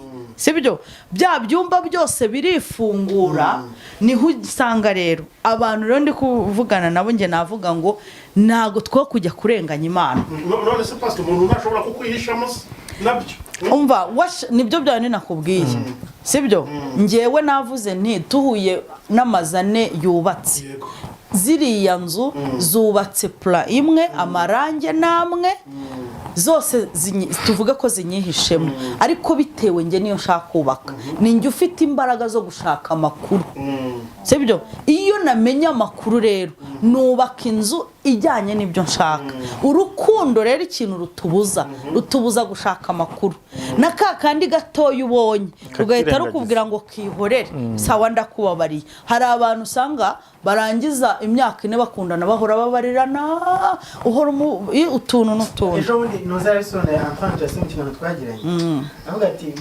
mwige uburyo bwo gukemura amakimbirane mwige n'uburyo bwo kubana ntago buri gihe uhora ubwira umuntu ngo ndakwabarinda ngo tubireke ugera n'igihe ukamubwiza ukuri ko byata urambabaje ugerageza ubikosora ugerageza uhinde kuko bya bintu ukomeza ubika ndakwihanganiye ntako nagira hari cyage none byose bizikusanyiza hamwe havugemo ikindi kintu gifite imbaraga ari kugira ngo kiriya kirunga kijya kuruka kitarabanje kubika uriya muriro n'ibimenyetso byacyo byaragaragaye kirabanza kigatutumba umuriro uzi ko buriya abantu b'abahanga begereye kiriya kirunga babimenya ko cyenda kuruka urabyo Pst Deborah wemera divorce njyewe kandi zibaho sepe hasi ari wanzanye finize uko bayitekereza wemera ko hari impamvu ishobora kuba gutuma bashakanye batandukana njyewe hari izo nge nemera nemera ntago nge nshobora gupfira mu nzu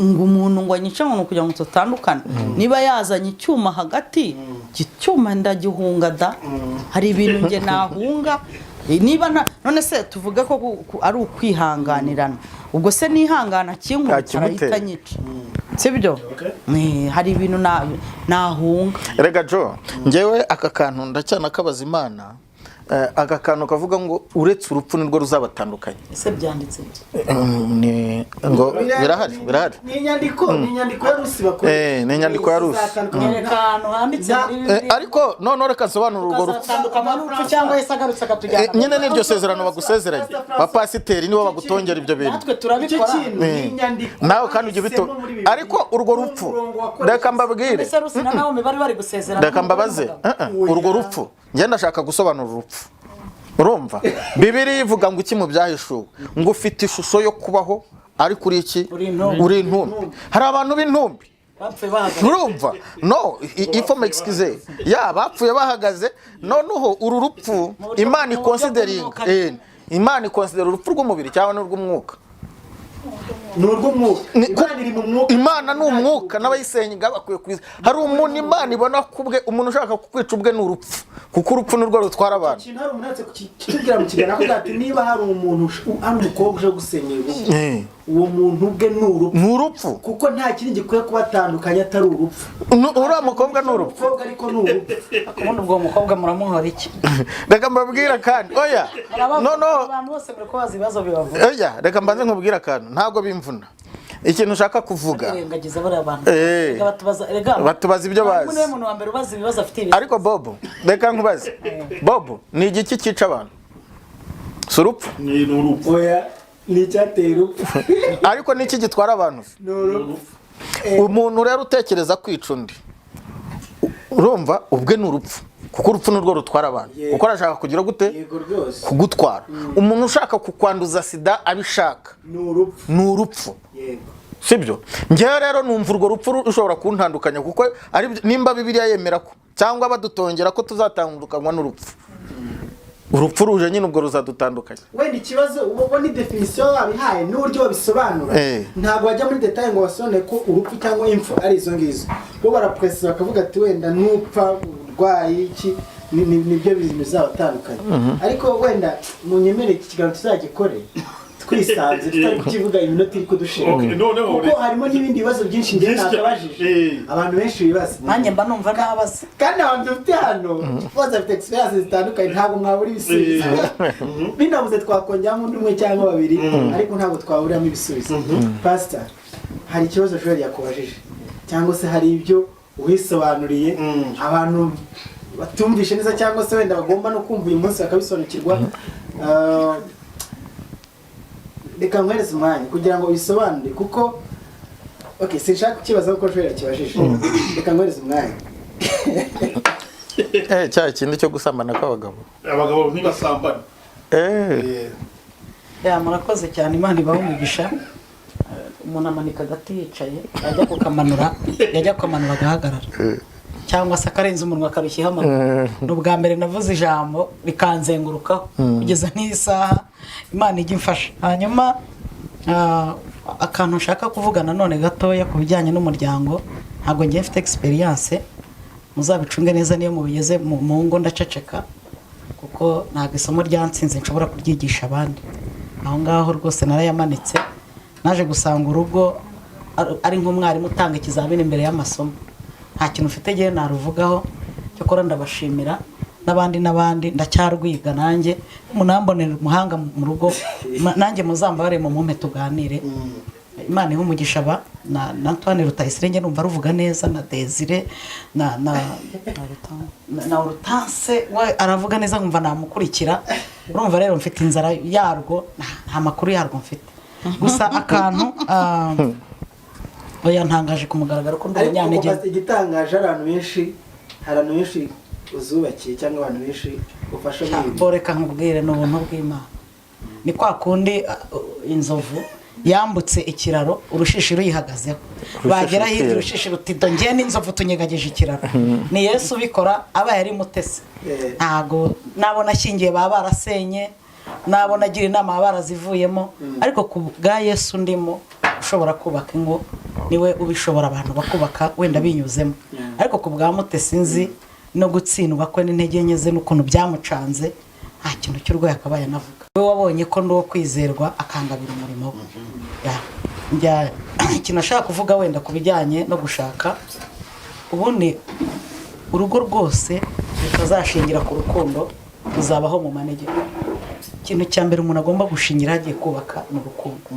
iyo turebye neza urukundo ni ubuzima urukundo ni ubuzima kuko iyo turebye neza dusanga ngo urukundo nirwo rwihangana mwana wanjye ugiye gushaka uzihangane urumva ubwo ni urukundo ijambo aravuga urukundo nirwo rwizera byose ugiye gushaka uzizera umugore uzizera umugabo urumva ni urukundo rubabarira byose maze uzababarire nyoko buko uzababarire bakibawe urumva ni urukundo ijambo rikavuga ngo urukundo rutwikira n'ibyaha byinshi niyo byanze ruratwikira abantu benshi iyo bananiwe kubabarira baratwikira bakirengagiza ibintu byose bibera mu rushako bikorwa n'urukundo kandi urukundo rubyara inyungu iyo ruri abantu babiri barimo barusharinga sibyo iyo rero uri umwe mu rukundo umuntu akakuvuna ntabwo urukundo rubyara umusaruro kwihangana kwawe kugeza kukarangira kubabarira kukarangira ibintu byose niba hari ikintu nabonye mu isi kivuna no gukunda umuntu utagukunda iyo ukunze umuntu ntagukundire ngo umukunde ntacyo mugeraho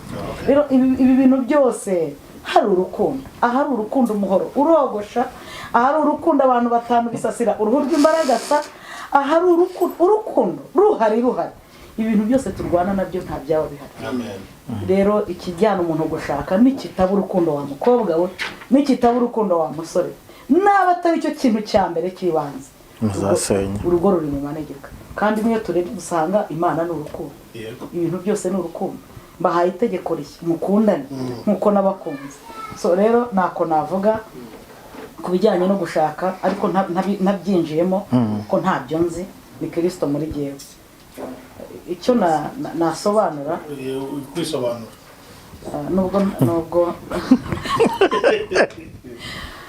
ririya jambo nararivuze ariko ntabwo narivuze mu buryo bw'umwuka narivuze mu buryo bwawe nk'uko Pawulo ajya avuga ati nabivuze abantu bize harya cyane burabavuga ko ari mu buhe buryo bw'umubiri social muri biologique ukuntu icyo kintu scientifique nari ngiye nashatse kuvuga umugabo igitsina gabo kugira ngo gitekereze imibonano mpuzabitsina ntabwo ari amour ni plaisir no kwishimisha ntabwo urukundo iteka ryose ntabwo igitsina gabo gishaka imibonano mpuzabitsina mu rukundo ni ukwishimisha noneho igitsina gore uburyo gishobora gushakamo imibonano mpuzabitsina igihe kinini ni amour sign n'ikimenyetso n'ikimenyetso ati ndagukunda kugira ngo azumve kabikumvishije neza noneho rero uburyo umugabo agenda gusambana akunda kujyana igitsina ariko umutima akawusiga mu rugo ntanga na message ku bantu bakundana n'abagabo bafite ingo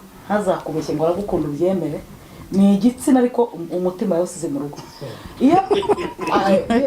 iyo ageze kuri cya gikorwa muzamucunga neza ashobora kurongora abakobwa 5 ku munsi ngo umugore arampamagaye yabize akajya avuga ati siko madamu ampamagaye madamu wanjye arampamagaye niba ugifite amahirwe akaba agitaha akaba bikora agataha ntuzasenye urugo kuko ariko umugore avuze ngo agiye gusambana abajyanye ntatekerezaho akanakunda kandi ntabikora rimwe ariko umugabo mushobora gusambana rimwe umwaka wazongera kumubagara ati niko uruwahe yubundi ukahita nagukupa ukagira ngo kuryamana kwawe nawe byari urukundo ya nakabazo yakemuraga muri iyo minota nuko nashatse kubivuga ariko mu buryo bw'umwuka ni icyaha ariko mu buryo buri scientifique muri ibyo bintu by'abantu nuko nanishatse kubisobanura ubundi nyina karenze umuntu akarisha amagara ariko jo aho ngaho mukwiye kumwumva nuko nyine abanyamakuru muri abanyamakuru urumva nakantu katrending nyine ikintu nabivugaho Paulo hari ahantu yagize ari kuvuga no kungo nawe mu Bakorinto ba mbere ibice 7 byaho harimo aravuga ati rero atari ibyo avuga nyine ibindi arababwira atari ko hari ibyo mbabwira nkanjye buriya mujye mwitonda iyo umuntu ari kuvuga hari ibyo avuga nkuko we abyumva ntukavuge ngo Francois ntakijijwe kuko yavuze ibintu kuko mutabyumva kimwe hari ibyo yavuze nkawe uko abyumva kereka yavuze ngo Imana irambwiye aho abahaza mwindi case Paulo rero nawe igihe cyose aravuga ngo nkanjye ubwa ibyo mbivuze nkanjye ku giti cyane ubwo nuvuga ngo Pst Mutesi avuga ko abagabo badasambana mu buryo bwa scientifiquement nabivuze mu mubiri ntabwo nende mu buryo bw'umwuka ariko n'uburyo bw'umwuka arabisobanura avuga ko baba bakoze icyaha akabibuza na siyansi ikindi nshaka kubabwira umuntu abicunge neza kuri iyi si umugabo afite ububasha bushobora gutunga umugore urenze umwe ubwo sindi mu mwuka umugabo ashobora gutunga n'abagore 5 akanshyira aha hepfo akashyira mwene wacu harya akashyira undi yarangiza akadukunda twese kandi akadutunga ariko umugore ntatunga abagabo barenze umwe ngo bikunde theology itubwira abagabo bagiye ubundi ibintu by'ubusambanyi ku bagabo nta nubwo mbere byitwaga ubusambanyi muri theology uziye muri Bibiliya mbere umugabo umwe yashoboraga gutunga muzi nka Salomo yatunze abagore 1000 umbwire umwe mu bakozi b'Imana bibirangirire bari muri Bibiliya watunze umugore umwe muri Ancien Testament mu isezerano rya kera ntawe ubundi uretse abahanuzi muri Bibiliya buriya mujye mwitondera ikintu cy'ubuhanuzi uzi ko abahanuzi batavugwaho ku buzima bwabo bwite ngo bavuga abana babo kereka umuhanuzi wari umutambyi ubundi ikiba gikenewe muri ibi bintu by'ubuhanuzi ni message umuhanuzi aguha ntabwo ari ubuzima bwa behind ya prophecy uze gucunga ni nayo mpamvu Imana yabwiye Hosea ngo nagenda arongore maraya oya hari igihugu kimwe nagiyemo mbwiriza ubutumwa barankunda umugabo ati rero ndashaka kubatizwa sawa ngiye nsanga ni umuryango w'abantu 30 shima Imana n'ubutumwa bwarakaze aranje ati this is my wife atangira kumbwira uyu n'umugore wanjye nuriya nsanga ni 6 nsanga uri iruhande rwe ni nyina w'umugore undi n'umwana yabyaranye na mugore na mukeba bitana ba mama n'ibiki sanga ari umuryango w'abantu 36 bombi bafite umugabo umwe ndebye sanga bamwe bafite inzu hariya abandi bafite hariya bafite ubutunzi nuko yabigene aravuga ati ibintu by'umubatizo nabyumvanye wowe sanga aho mbabatiriza ni piscine yabo ndababatirizamo nibaza niba ndasubizayo umubatizo urumva wabigenze niba wowe urabatiza ibindi ni iby'Imana. nibutse ijambo rivuga yuko umwuka wera ntuzemeza abantu ntabwo ari mutesi kandi niyizere mugende mwigishe abazemera kuko hari n'abatazemera abazemera muzabatiza naratije rero ndiyirukankira Ibisigaye umwuka bikora umwuka wera kuko naje gusanga mu muryango wa 36 barakundanye barakundanye ku buryo udashobora kumva ndavuga nti nyagasani ako njyewe nduravugaho njyewe okay bamwe nakuriye mu idini y'Abayisilamu njyewe hari famiye nzi naha ngaha hano ku Ntwari hano hafi yari afitemo abagore 5 mu nzu imwe wenda nibe nabo abandi barashaka kuba barakore ngo babatizwe nyine nibyo ndi kukubwira hari igihe usanga kera sibyo nk'ibyo bavugaga umugabo ashobora gutunga abagore 4 abagore 5 sibyo umugabo arabishoboye burya hari n'igihe buri mu nzu hanze afite abandi 7 wowe ubwira ko ari bafite gusa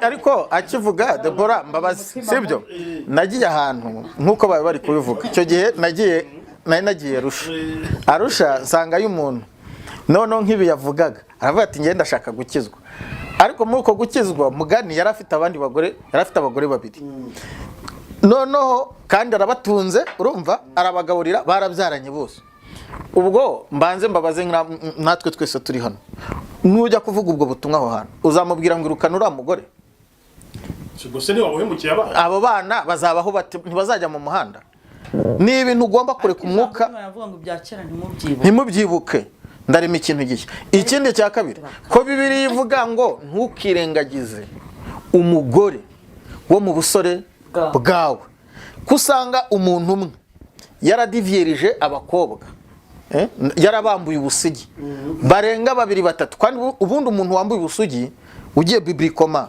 ukinjiramo niwe mugore wawe none se nimba ubwambuye 7 umugore wawe azaba iki kibazo cyageze kivuka kwa Mariyamu ugomba kubibagirwa ni ikibazo iki kibazo cyavutse kwa Mariyamu muramuzi abantu bajyaga basenga ari umuhanuzi yigisha iki cyigisha aravuga ngo yigishaga kivuga ngo umugore wo mu busore bwawe uzi ikibazo cyavutse ndakubwiza ukuri ngo abantu baratandukanye buri wese ajya gushaka uwo yarongoye bwa mbere na mbere urumva habaho akavuyo abaho divorce tubwizanye kuri muri iki kinyejana ni bangahe umuhungu ashaka ari isugi harya bamwita isugi imanzi umukobwa agashaka ari iki ari isugi none se nimba uyu mukobwa yamenyanye n'abagabo 5 uwo muhungu nawe akaba yaramenyanye n'abakobwa 10 mu byukuri uwo mugabo nuwande uwo mugore nuwande ariko Yesu bamubajije icyo kibazo ngo nitugera mu ijuru ngo uwo muntu azitwa umugore wande Yesu arababwira ngo mu ijuru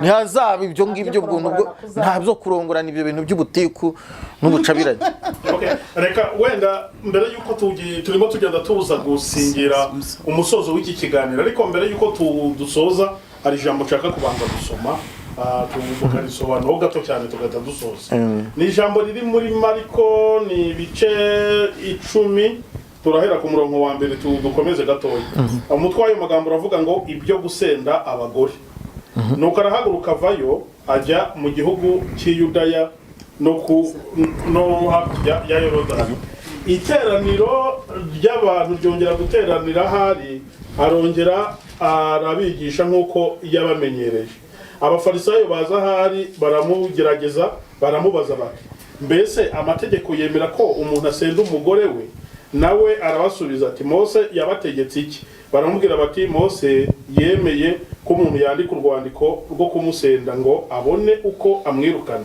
Yesu arabasubiza ati icyatumye abandikira iryo tegeko nuko imitima yanyu yari inangiwe ariko uhereye mu itangiriro ryo kurema Imana yaremye abantu umugabo n'umugore nicyo gituma umuntu azasiga se na nyina akabana n'umugore we akaramata bombi bakaba umubiri umwe bigatuma baba batakiri babiri ahubwo baba baye umubiri umwe nuko icyo Imana yateranirije hamwe umuntu ntakagitandukanye. Bageze mu nzu abigishwa bongera kumubaza iryo jambo, arababwira ati umuntu wese usenda umugore we akarongora undi abasambanyi, kandi n'umugore wahukana n'umugabo we agashyingirwa undi aba asambanyi.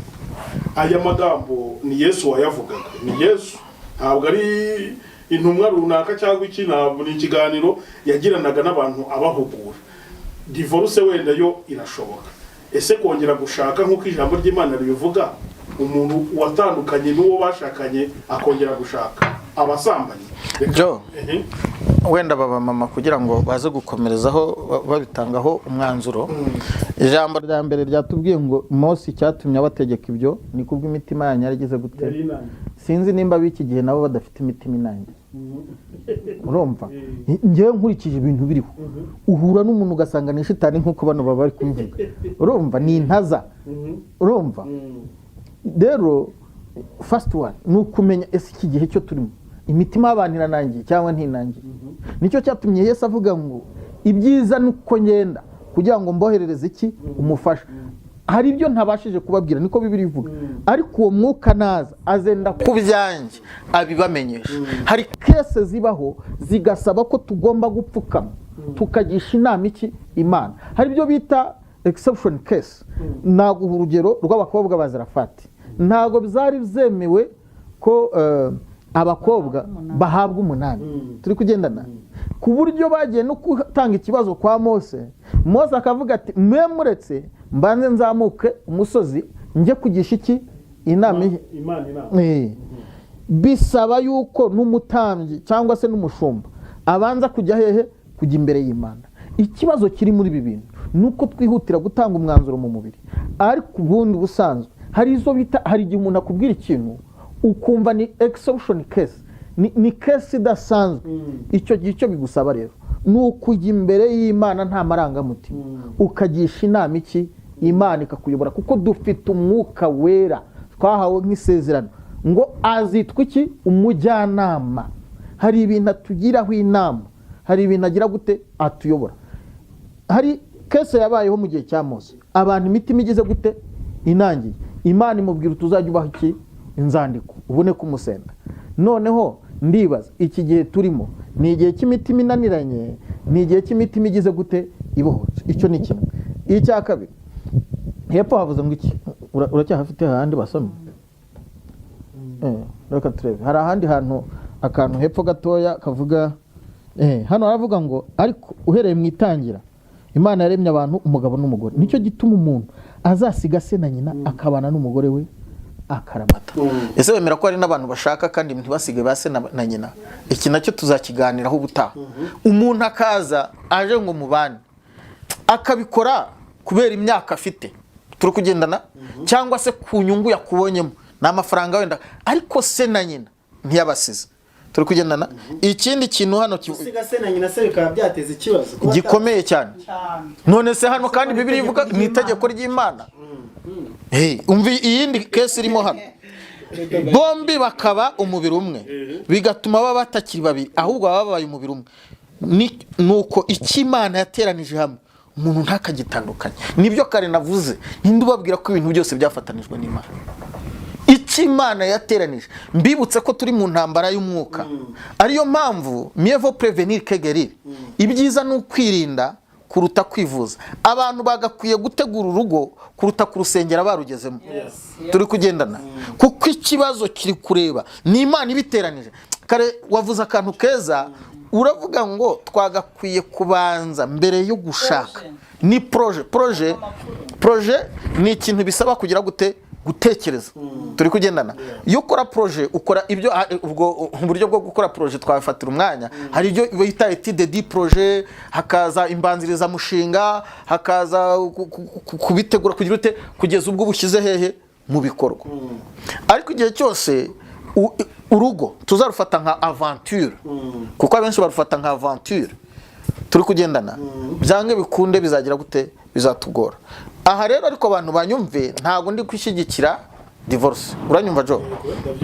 Ariko ngewe ndimo ndashaka kwerekana ukuntu nta muntu ukwiye kujajinga undi mu by'ukuri Arivera niwe wageze bivuga aravuga ngo divorce ni ugutsindwa k'umutima twemere ko umuntu aba yatsinzwe aba yakiranye agatsindwa ariko muri ubu buzima haba gutsinda no kugira gute no gutsindwa nicyo nabivugaho. Reka twumve n'abandi bagenda ni nawo mwanzuro w'ikiganiro ni muri conclusion. Oui. Njya mbabwira ngo ari ibibazo wenda ngewe mu mbaza ntangana nabyo abayoboraho bashobora kubisubiza nanjye nkumva ikibazo uretse kukibaza zigira inshuti Michel gusubiza ijambo rikomeye aravuga ngo ibintu biturenze mujye mubiharira Imana ngo niba Imana ibwira umuntu ngo nzaguhoza amarira yarangiza ikamwubakira urugo rwa kabiri kandi agaseka ubwo mushaka kuba ari shitani bimuhojeje rero ibintu birarenze mujye muberekera Imana.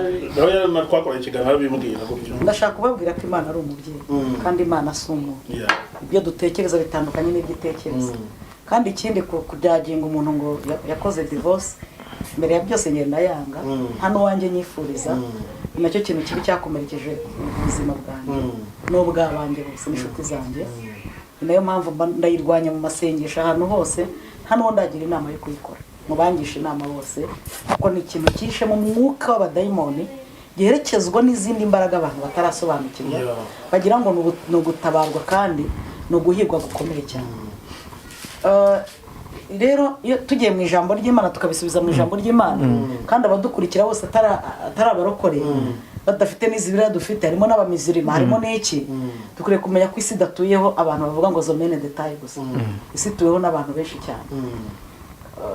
Ikindi nshaka kuvuga mbere yo kujyaginga umuntu wakoze divorce kanemere kumweta umunyabyaha ariko nawe ufite ibindi byaha kuba utarakoze divorce ntabwo bigukoye kuri umubeshyi kuri umugambanyi kuri umunyamujinya.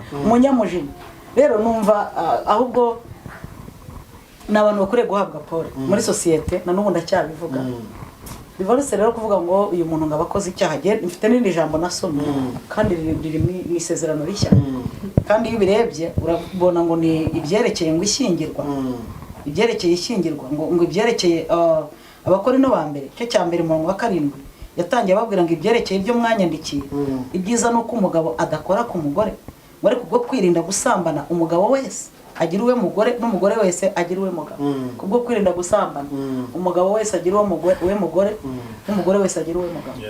Aha naho ni ibintu n'abakora into bambere ibice 7 abantu bashobora gusobanuramo n'ikindi kintu sibyo hari no kubwira ati jewe ndabyemera naradivorushije hako kubwo kwirinda gusambana igiye kongera gushaka aho kugira ngo mujye mumbona none se reka mbabaza aho kubona umwana wasohoka mu marogi 20 no kubona warongeye ukamushyingira icyagwesha ishema n'iki buri umukuru yari ariyumva buri wese agira intege nkeze none iyo tumanutse hepfo aranditse ngo ikwicumi ngo bamaze kurongorana ndabategeka nyamara sije ahubwo ni umwami wacu umugore ye kwahukana n'umugabo ariko niba yahukanye abigisha ubaziko cyangwa yiyunge n'umugabo kandi umugabo we ye gusenda umugore we iki mukibuka sibyo ngo wenda tumanuke tugere 13 ndetse ngo kandi umugore ufite umugabo utizera nawe agakunda kugumana nawe ye kwahukana n'umugabo kuko umugabo utizera yezwa kubw'umugore we kandi umugore utizera yezwa kubwa mwene datu. Iyo bitameze bityo abana banyu babahumana ariko none dore ubu nabera kizana ni divorce nimbi cyane mu muryango tera guhumana burya kw'abana icyo akora wa wundi utizera niba ashaka gutana atane mwene data w'umugabo cyangwa w'umugore ntaba gihambiriwe iyo bimeze bityo kuko Imana yaduhamagariye amahoro. Ubwo no kuvuga ko yuko urubanza hari ukuntu umugore akunanira cyangwa umugabo akakunanira akagira ngo agatana nawe akajya agenda avuga ngo ngewe ngo n'ubundi se ngo ko akimpambireho ya Imana yaduhamagariye amahoro.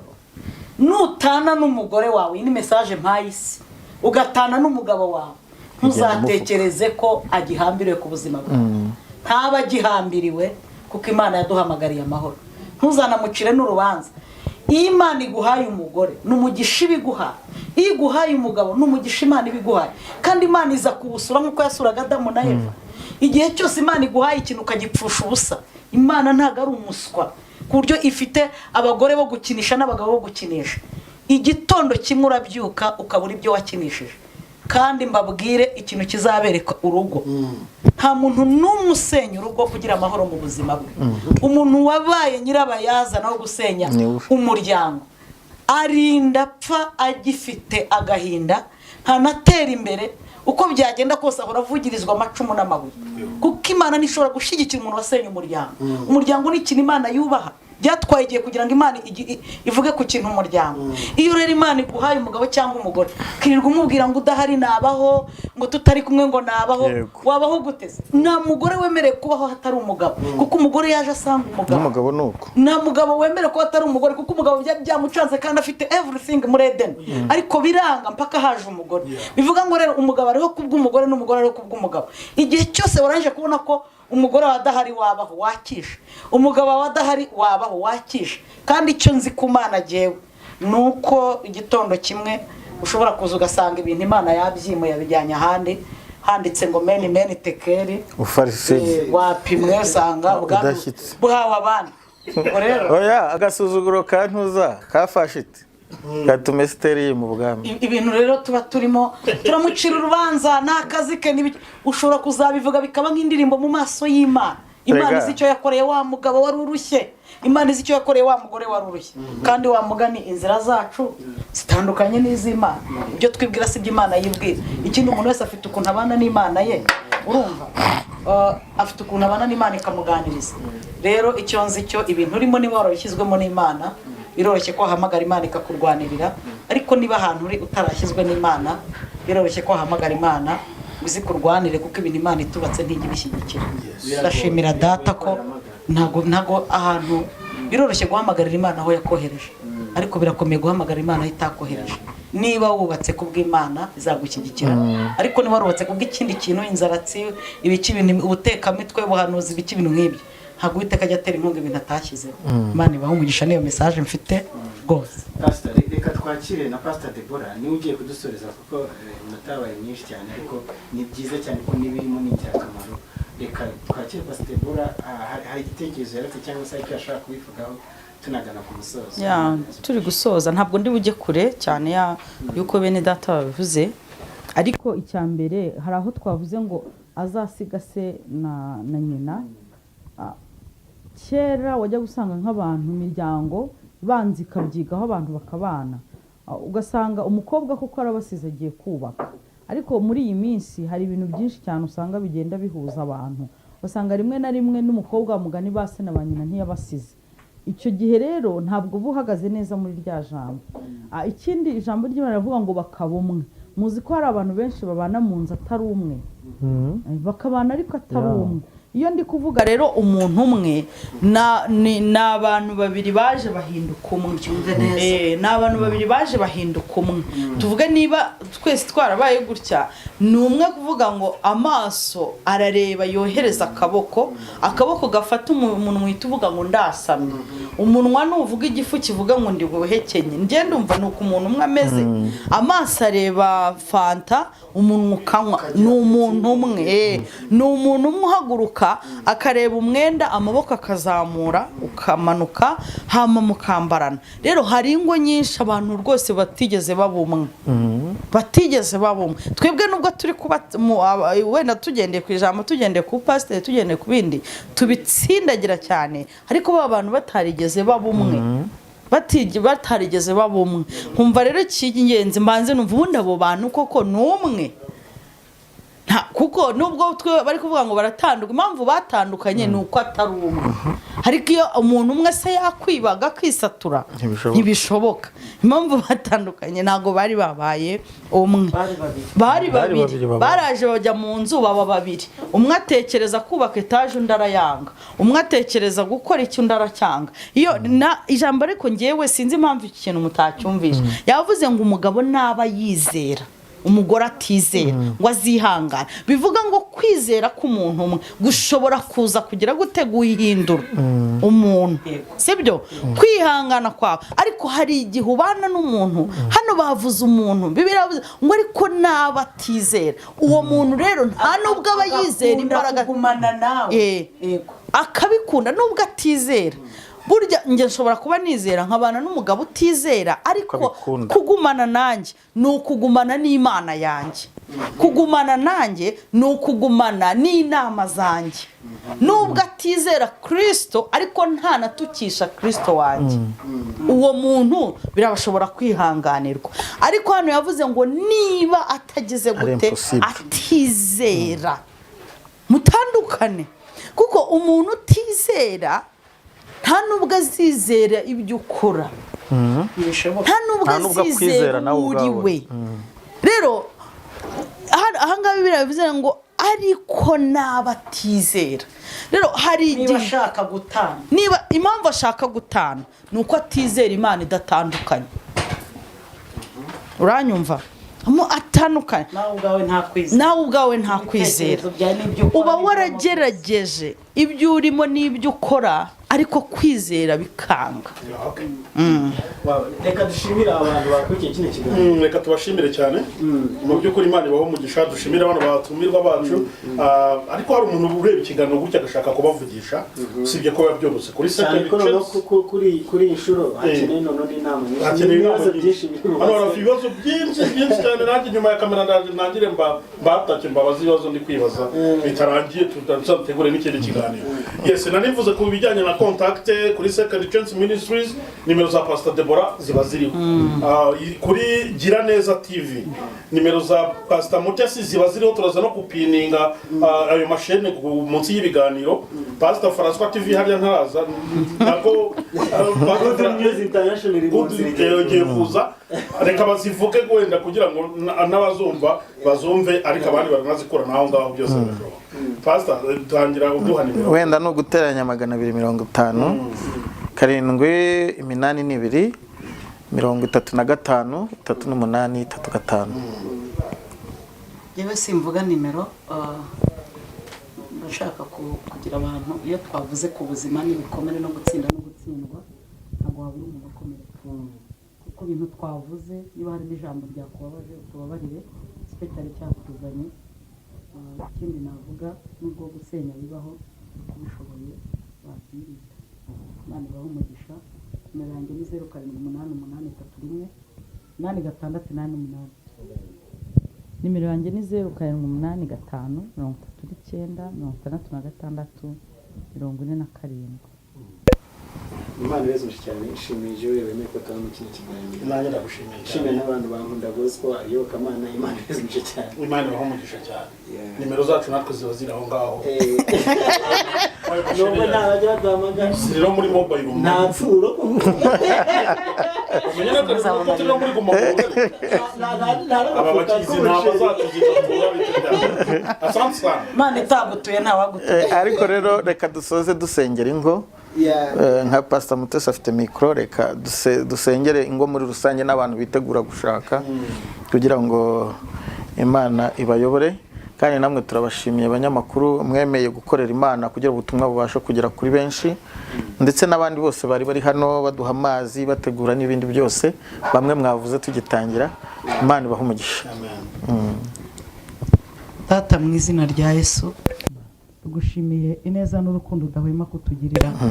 Yesu Umubyeyi wacu ibihe byose, uri gikurikirana kuva tuvuka kugeza dupfuye. Waraturemye udushyiraho itariki yo kuvuka n'iyo gupfa utatugishije inama. Ni nawe uzi ibidukwiriye hagati y'ayo matariki yombi. Nubwo tuvuze ibi ntabwo dutewe ubwoba n'iminsi n'ibihe, kuko ubigena turaziranye kandi ni papa, niwe wowe. Ibi bintu bijya kuba byose ububizi, ndwara, ibyorezo, bisenya ingo, bisenya imiryango, kandi ubuzi nuko uzafasha abawe, abana bawe. Ndagusenga rero ngusaba kugira ngo ukomeze kudufasha, upfuke ingoma z'imibabaro abagore bafite n'abagabo bafite, upfuke agahinda abakobwa n'abasore bafite bahemukiwe. Uwiteka Imana dufashe muri byose, ababuze ubwenge ubuduhereze, abatazi kubana n'abandi ubitwigishe, turakwinginze nk'umubyeyi wacu ngo ntibibe kuvuga gusa. Ndasengera uyu mukobwa n'uyu musore, sengera uyu mugore n'uyu mugabo, musaza n'umukecuru n'umwana mutoya, kugira ngo buri wese umuhe impamba y'urugendo izamugeza mu masaziro ye. Uzaturinde kuva ku isi abantu twarabakomerekeje, kandi uzaturinde kuva ku isi twarabaye ibigwari, ahubwo uzaduhe kuhava twaranyuze aho twagombaga kunyura, twarakoze ibyo twagombaga gukora. Nubwo gutsindwa byabaho, uzaturinde kwandika amateka yo gutsindwa, ahubwo duhe byibuze akantu gato twakwandikaho ku butsinzi kazafasha isi n'abazaza nyuma yacu tutakiriho. Ndagushimiye ku bw'iki kiganiro, Umwuka Wera agiherekeze. Intumwa za Satani zicara zivuga ngo turebe ijambo ribi avuze, turitubure, turimusenyereho. Uhereye aka kanya amaboko y'Imana naziremerere. Niba harimo ijambo rimwe rya kizisi, Mwami ritubure nkuko watubuye ya migati n'aya mafi, ribashe gukiza imitima y'abantu rihereye kuri twebwe abarivuze. Imbabazi zawe n'ubuntu bwawe komeze kubana natwe, ufashe ingo aho Satani yicaye ari gukorera ngo asenye isi, asenye itorero, asenye igihugu, asenye imiryango. Mana, gendera buri muryango wose, ibyo wubatse Mana ubikomeze, kandi ibyo utubatse nabyo bisenye vuba, kuko icyabyubatse nicyo kibikurikirana kikubaka ibindi bintu bibi nkabyo.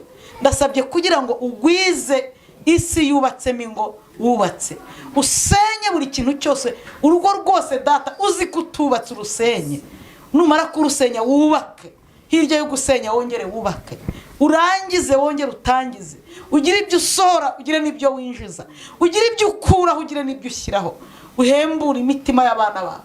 Dukeneye, abantu bakeneye ibyishimo nk'ibyo bagiye bashaka cyangwa ibyo bahoranye. Rengera uyu mugabo uri kurira, rengera uyu mugore uri kurira, yaragiye azi ko agiye guseka. Rengera uyu mwana uri kurira, wavutse hagati y'imiryango, umugabo n'umugore batumvikana. Rengera iyi miryango iri kurira yashyingiye abana, izi ko izababonamo ibyishimo akaba ari intambara. Dusabye imbaraga zawe, icyubahiro cyawe, ubuntu bwawe.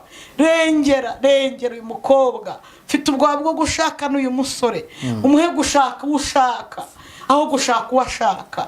Uwiteka nibyo bizadufasha kudakurana ibikomere no kutagira imiryango yuzuye ibikomere.